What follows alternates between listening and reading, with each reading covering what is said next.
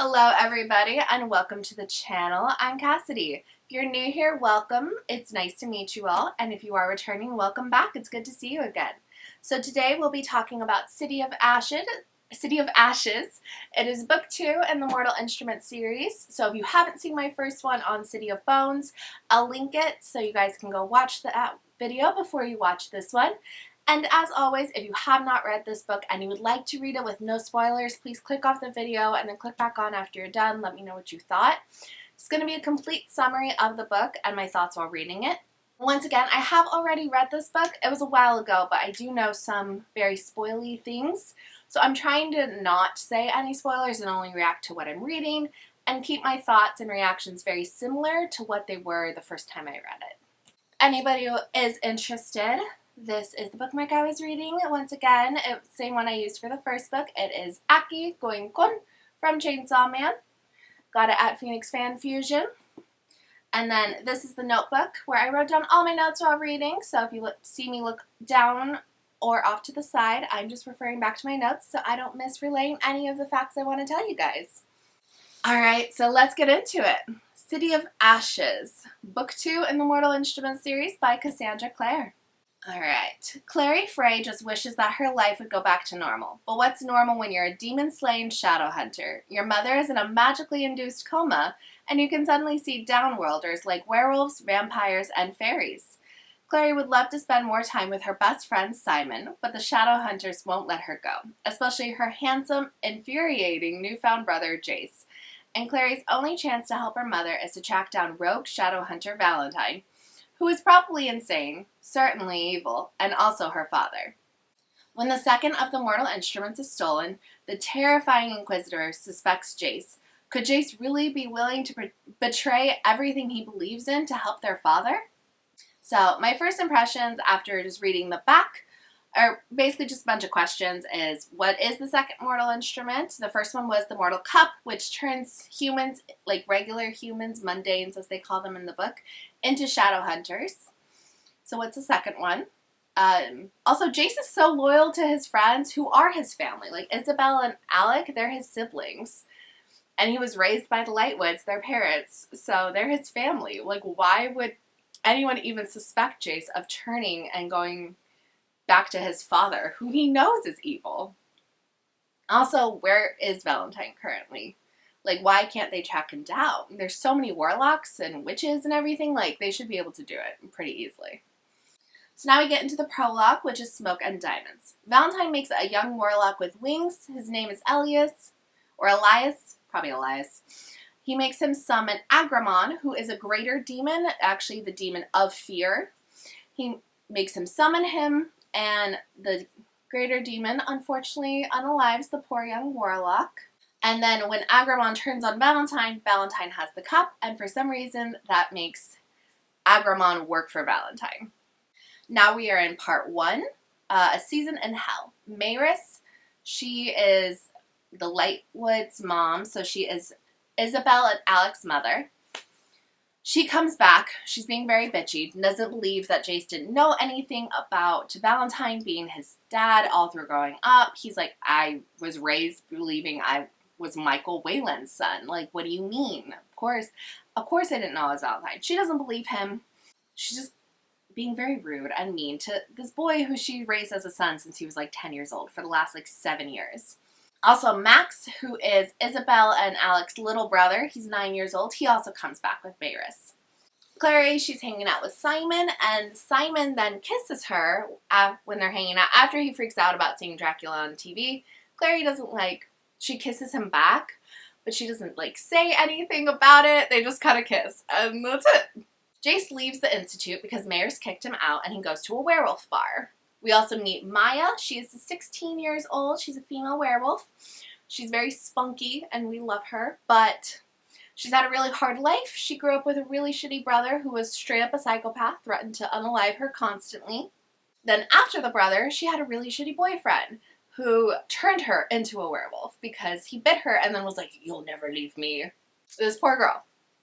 So Jace, the entire time he's in this werewolf bar, he really wants a fight. He's itching for one. He eventually gets one, and then they notice that a young werewolf cub was unalived outside of the bar, Jace is really obstinate the entire time that they're talking about it, saying, I don't have to do anything. It's not my job. When they're like, you're part of the clave, you're supposed to help us. He's just being an asshole, basically, until Luke comes in. And then once Luke is there, Jace kind of calms down and he realizes, and so he's like, all right. Clary and Simon then go to the werewolf bar after Luke calls them. So Clary, Luke, and Jace all talk about what Mayrus said. Luke has some background knowledge on what Mayrus was like when they were kids because they were both part of the Circle together. The Circle being Valentine's like group of like little cult group that he grew when they were kids. Also, Simon and Maya meet. It's obvious that there's some sparks, but Simon is of course madly in love with his best friend Clary. After the little talk, Luke, Clary, and Jace all go back to the Institute to talk to Mayrus.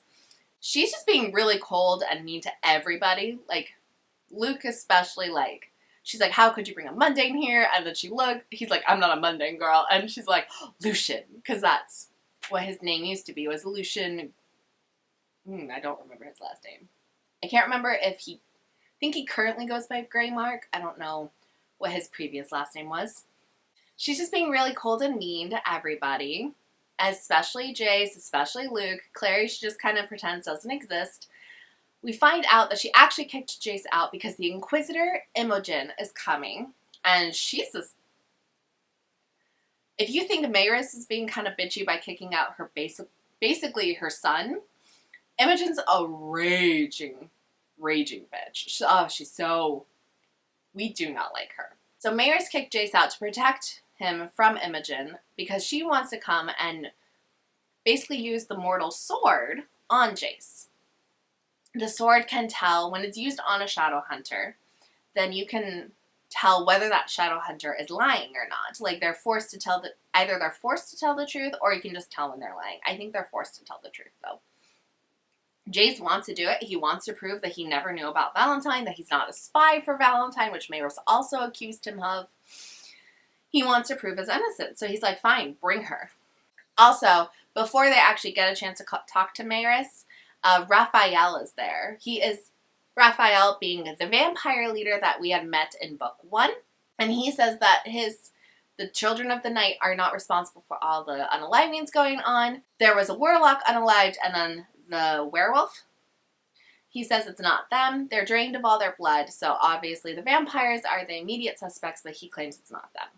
When the Inquisitor finally comes, Alec goes to get Jace. Also, let's note that Alec had a hickey on his neck. Anywho, not the point of this, just a little fun fact. But Alec goes to get Jace, and he's really worried about Jace because he's got a sassy mouth. And the worry was correct.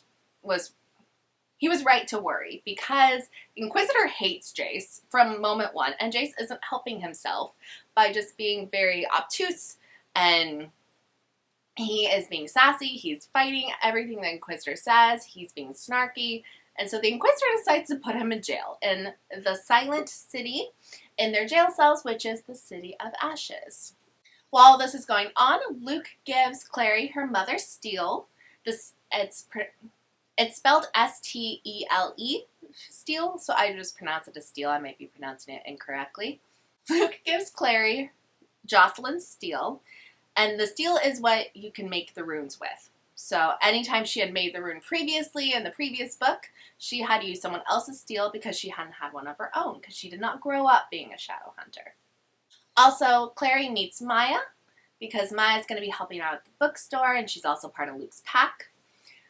And then Simon calls Clary his girlfriend in front of Maya, and Clary doesn't say anything. Luke kind of gives up, like, okay, kind of a look. But Clary doesn't say anything, and they kind of mention it later, like, oh, girlfriend, huh? And he's like, is that bad? And she's like, no. And so they're dating now, but it's, like, it's weird, if I'm being honest.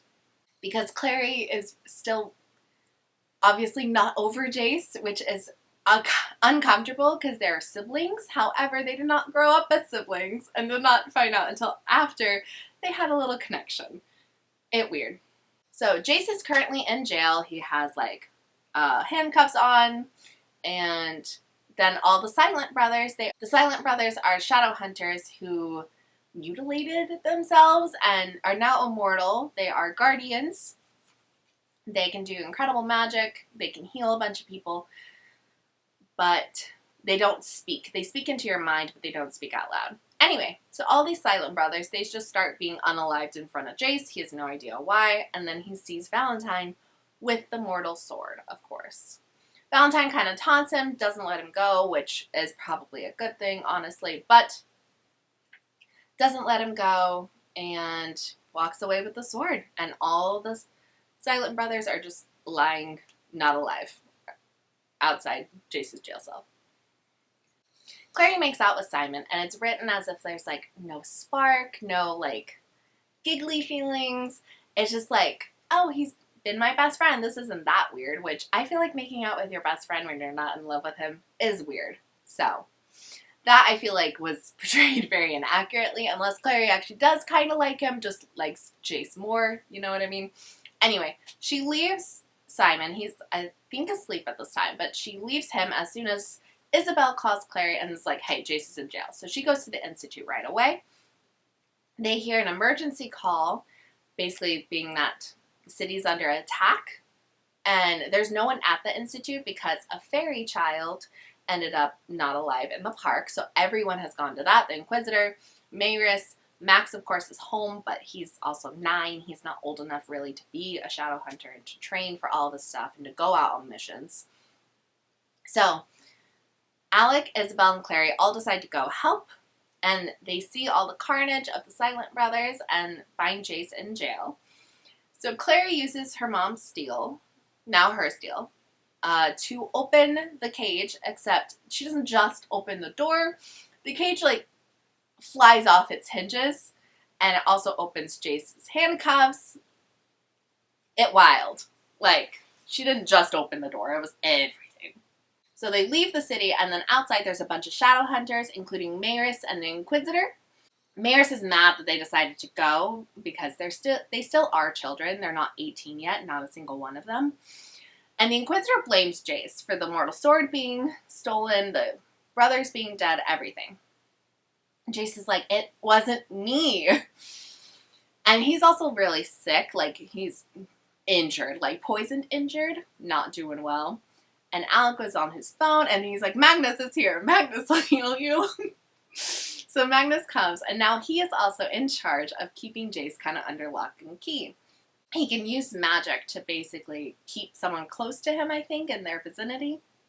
So now we are in part 2, the Gates of Hell. So Clary has a dream about her mom putting, like, a rune on her forearm, and then when she wakes up, that same rune is on her forearm.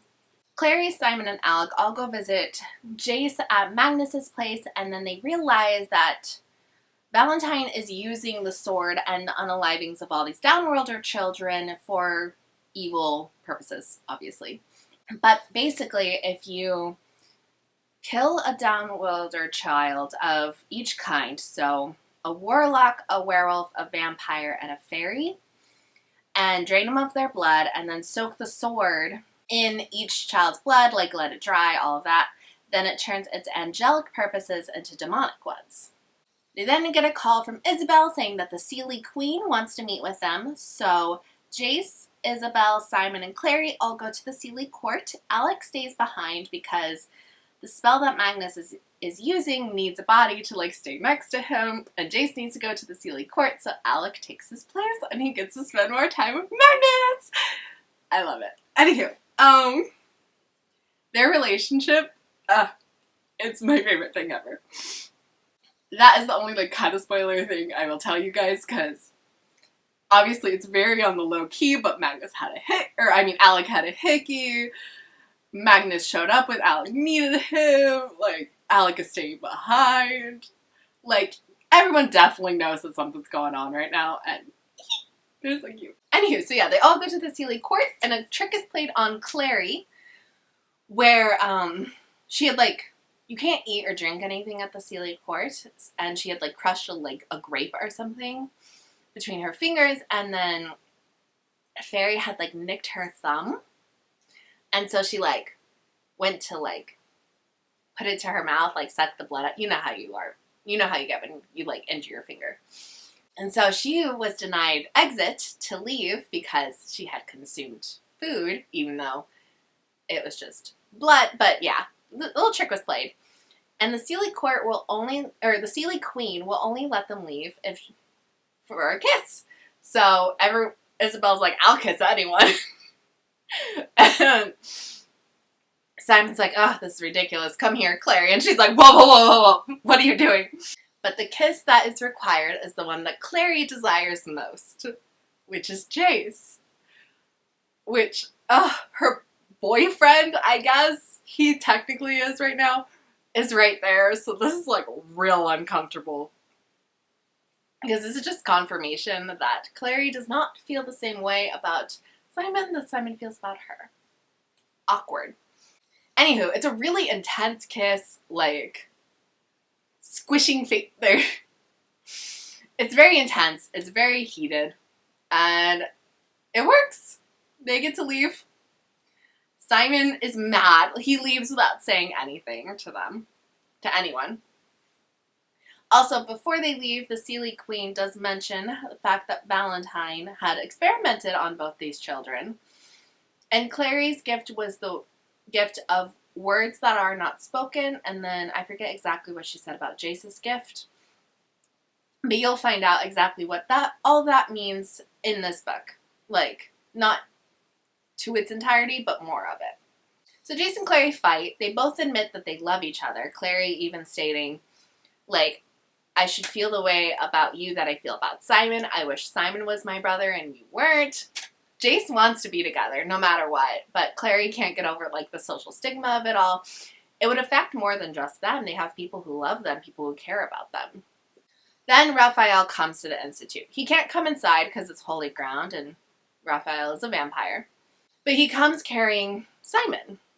Simon had gone to the hotel, Dumont, and he wanted to know if there was any way to reverse the changes of becoming a vampire, because Simon had consumed some of Raphael's blood. When they were at the vampire hotel in the previous book, when Simon was a rat, he bit Raphael, consumed some of the blood. Unfortunately, the blood would have just dissipated, and Simon would have stopped feeling any effect if he had just waited, but he went to the hotel, and he was unalived. But he is turning into a vampire. But he brought Simon to the Institute because he knows that that Simon is one of theirs and doesn't want to cause problems with the clave. And so he asks them what they want to do. They decide to turn Simon into a vampire, but to do that, you have to bury him. So they decide, Clary makes them bury him in a Jewish grave because he is Jewish, or in a Jewish cemetery because he's Jewish, which I appreciate. She's feeling massive guilt over all this because he left and went to the hotel after the kiss between Clary and Jace. So she is like, it's my fault, it's Jace's fault, what the hell. They bury him, he claws his way out. Clary wants to help him and, like, tries, but he's starved for blood. And so he attacks Clary. Luckily, Magnus and Alec had come before he had emerged from the grave, and they brought animal blood. He drinks that, and now he is living at home, lying to his mom. Obviously, he can't go out in the daylight, saying he has the flu. Luke tries to help and be there for Simon in any way he knows how. He knows what it's like to one day wake up and not be entirely human anymore. Clary's being kind of bitchy to everybody. It's from her guilt, and I get that. I sympathize, but girl, everyone's just trying to help and be there for you. Stop. Calm down. She's also 16, so you know. Anywho, she's also ignoring Jace. He keeps calling, texting. She's not answering. Maya then, she's on her way to Luke's, I believe, or Luke just happened to pass by her. She gets attacked by a demon. And so Luke's, like, runs over the demon. They get Maya inside Luke's place. They call Jace, and so Jace, Alec, and Magnus all come. Magnus heals Maya. Maya also attacks Simon. Simon goes to, like, bring her water and stuff. I think this is before everyone comes, but she attacks him because Simon is now a vampire. She's a werewolf. They hate each other. I think she's more just upset that this really nice guy she thought she had found is now no longer, like, has a heartbeat and is no longer just normal human like she wanted him to be. Anyway, Magnus heals Maya, and then Luke, he's gone for too long. He went to go park the truck somewhere else, and we find out he got attacked by demons. So Clary, Jace, and Simon all go out to help. Jace unalives one of the demons. Yay! And one of them just, like, runs away from Clary. Like, she doesn't do anything. And she's, like, 5 foot nothing. She tiny. Is not a trained shadow hunter. Yet this demon was terrified and, like, just got away from her. They go back inside. Magnus is like, you guys gotta stop calling on me. This is ridiculous. I'm not your personal warlock. I'm gonna charge you. I'm not cheap. And Jace is like, you're dating one of us. So Jace knows that Alec and Magnus are dating. Alec freaks the fuck out. Alec hadn't come out to Jace at this point himself. So he was just outed by his best friend, who he didn't want to know. Because Jace is like, I don't care. Like, you're my friend. You're my brother. Like, but Alec is mortified. Alec also had a massive crush on Jace in the first book. We don't know if that has completely gone away or not. He's trying to deny. Alec is also trying to deny that him and Magnus are a thing. Magnus is obviously really hurt by that. It's then nighttime. Simon leaves after Jace and Clary have another moment. Not like a kissing moment, obviously. It's just a little moment. But Simon leaves.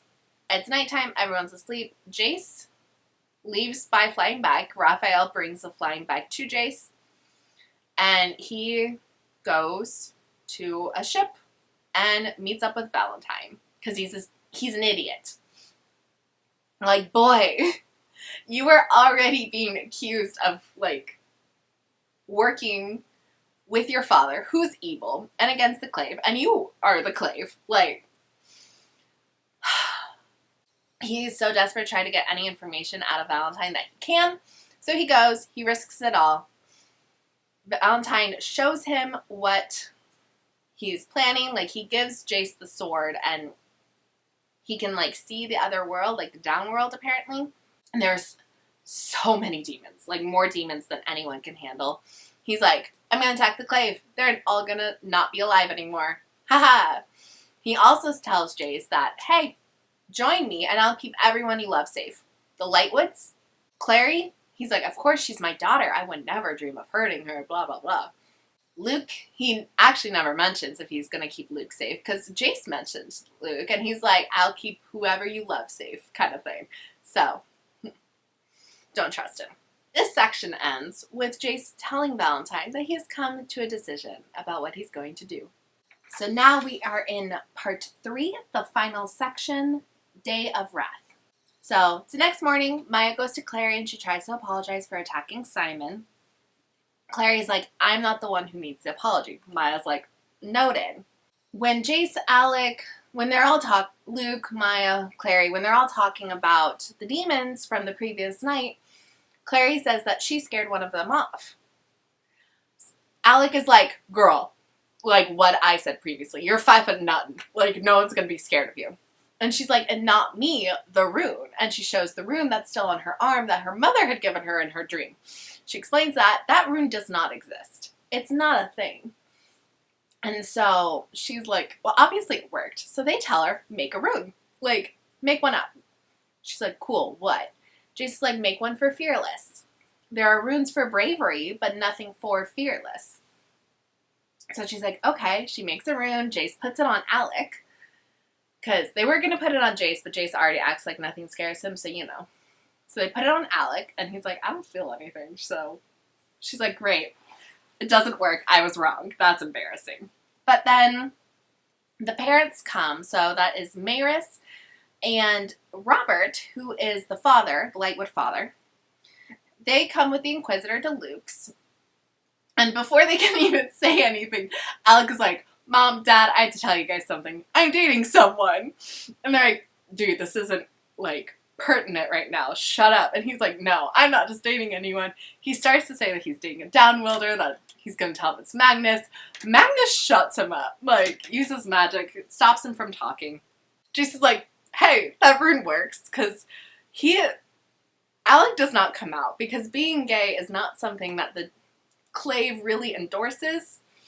Because they want shadow hunters. They want you to produce shadow hunters. So Alec being gay means no shadow hunters from Alec.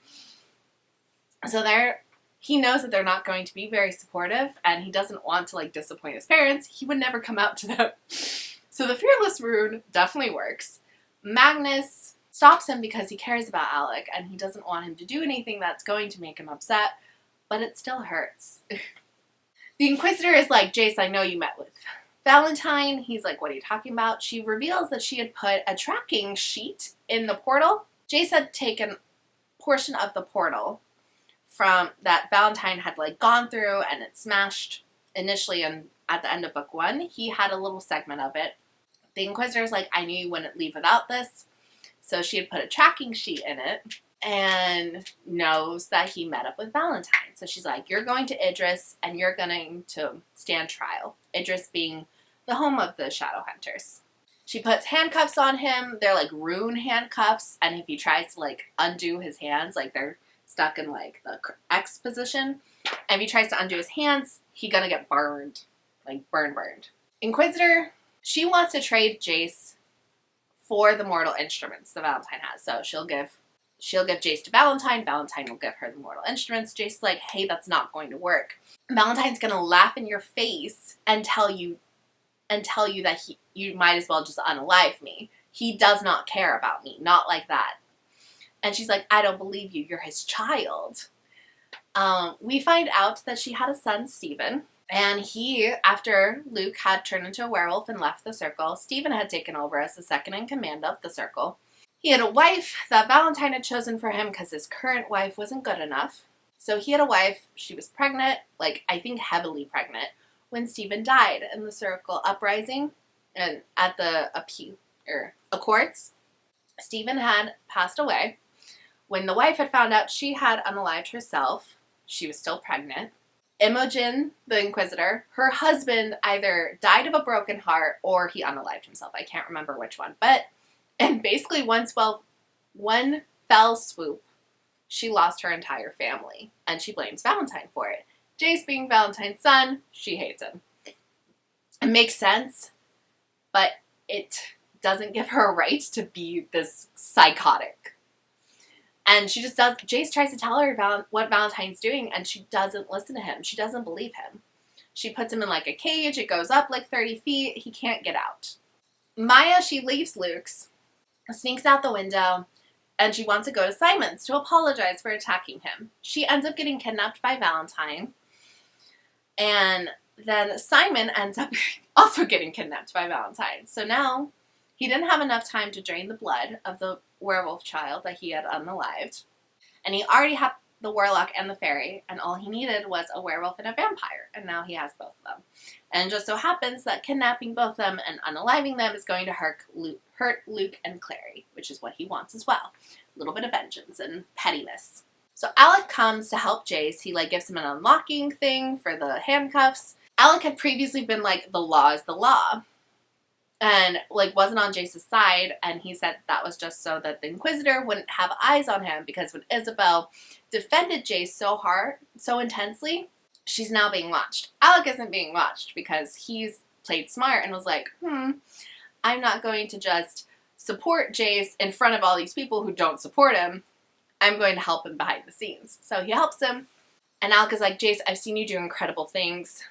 The Seelie Queen said that you were experimented on and you can do incredible things. I've seen you jump down like 3 stories. Jump up. This doesn't have a top, so jump up and jump out. And Jace does. He jumps up like 30 feet in the air. It's wild. We now go to Simon and Maya. They are trapped together on Valentine's ship. Valentine comes in, and Simon notes that neither child, Clary nor Jace, really look like Valentine. He can see that Clary kind of has his jawline, and Jace has his, like, walk and his stance. But that's it. Like, they don't really have anything from Valentine. Then Valentine goes up to Simon with the mortal sword and cuts his throat. Simon is now not alive. And I'm mad. So Jace, Clary, Luke, and Magnus all meet, and Magnus does some magic-y stuff on Luke's truck so it can now drive on the water. Clary puts the Fearless rune on Jace because he tells her about the greater demon, the demon of fear, Agramon. And he doesn't tell her that he tells her that he encountered it the first time, but not what he saw. He encountered it when he went to the boat, when he snuck off on the flying bike. And he saw Clary being unalived. That was his greatest fear. So he's like, if I have the Fearless rune on me, I can handle it. So put it on. So Clary does. It's like one of the only runes that she puts on someone else. She can make them. But she is kind of intense. He's like, girl, go blind her. She's like, sorry. All four of them are in the truck. They go up to the ship. Magnus also has to do some magic on the wards around it so that they can get on the ship with no issues. It's a really strenuous job. It's taking like all of his concentration. But then Clary gets kidnapped by a demon. Luke is freaking out. Jace is obviously not, because he's not scared of anything right now. But they get on the ship, and they are surrounded by a horde of demons. We also now see that Valentine has fully rejected Imogen's, the Inquisitor's, offer of a trade. She's shocked. She's like, this is your child. I will go through with it. And he's like, I don't doubt it. He's like, I don't doubt that you will unalive my son. Do it. Because I'm keeping these. She's like, but he's your spy. And he's like, spy? No. I want to destroy the clave. I don't have any interest in seeing what you guys are doing. And so Imogen knows that she messed up real bad. Which of course she did. What an idiot. Also, no one who actually knew Jace actually thought that he accepted Valentine's offer. Alec comes up and he's like, well, you rejected the offer, right? And he's like, how do you know that? Alec's like, I know you. Luke said the same thing. And he's like, I wish people would stop guessing that. It makes me feel predictable. But Imogen's too stupid to, like, see that Jace is loyal to the clave and he's loyal to his actual family, not to Valentine. God. Anyway, Mayrus is pissed. She's so mad. And she's like, you're no longer in charge. I am. Get ready. We're going to battle. The demon drops Clary off in the same room that Maya is in.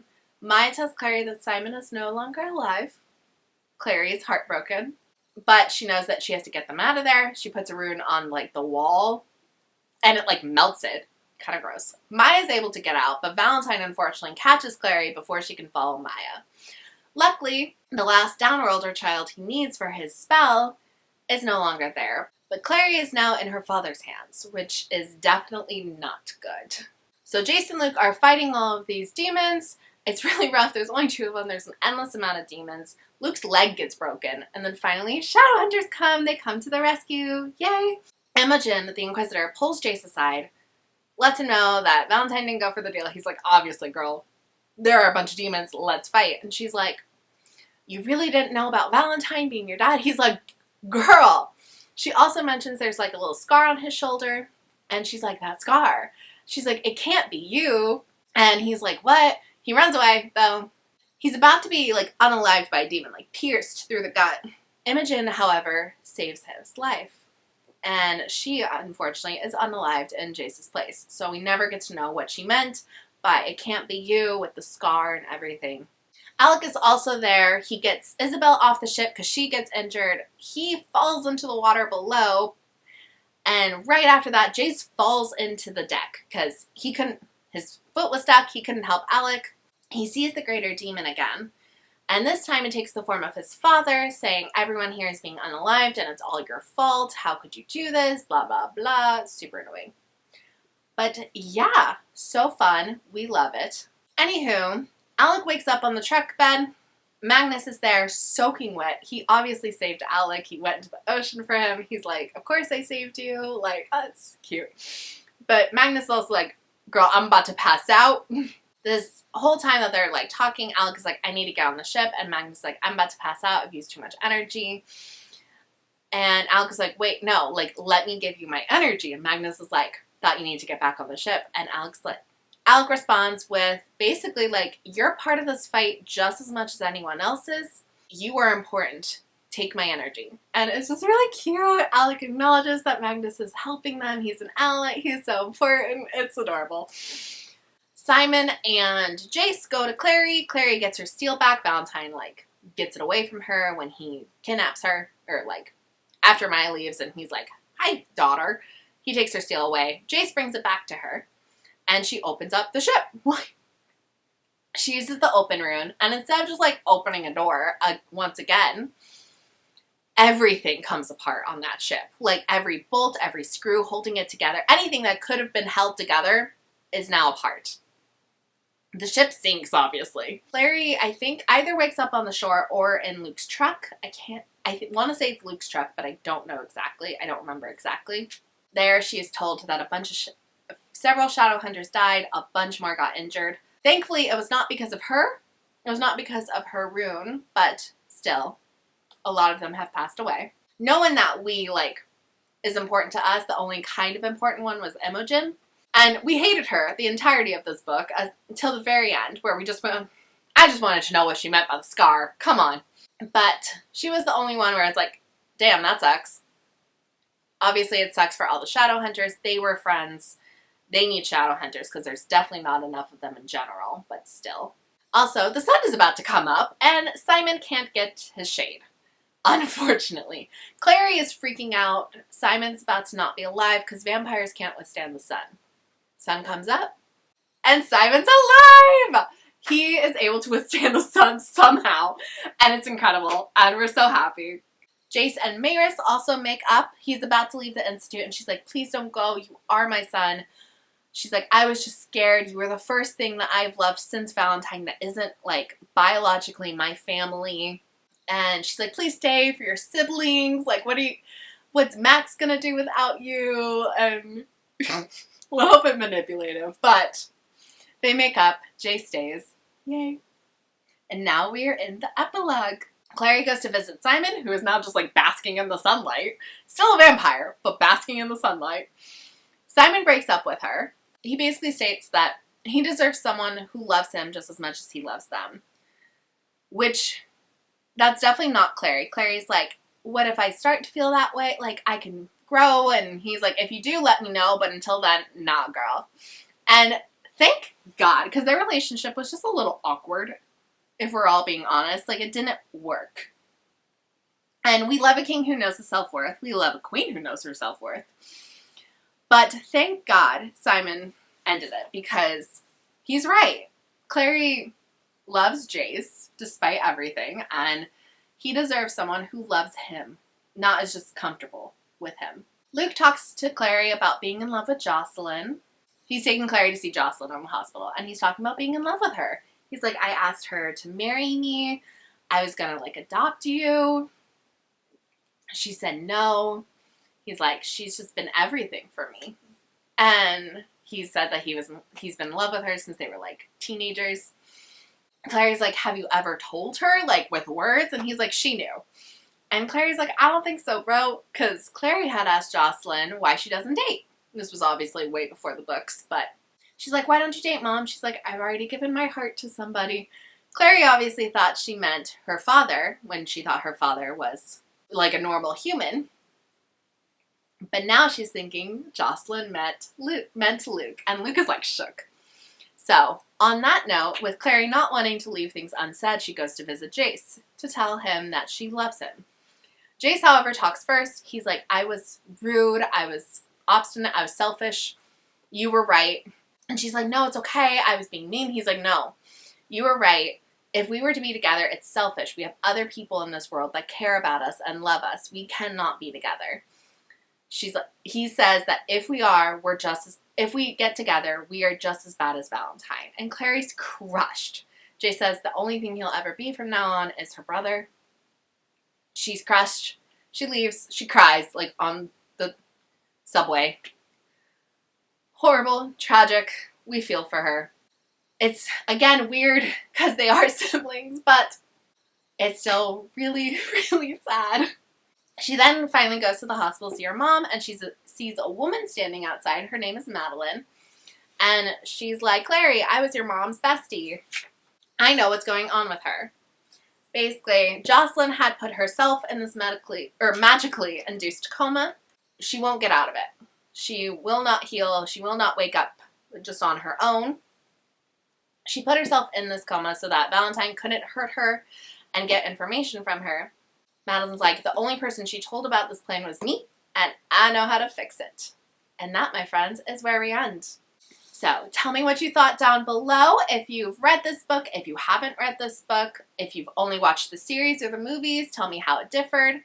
If you do want to talk about things that go on in the future, in like future books, please, I just ask that you are respectful and you let people know that you'll be talking about something that could definitely be a spoiler. I don't want it to be ruined for anyone who wants to find out what happens naturally and be surprised. But yeah, please let me know what you thought. Leave it a like, subscribe if you're new, and I'll see y'all next time. Bye!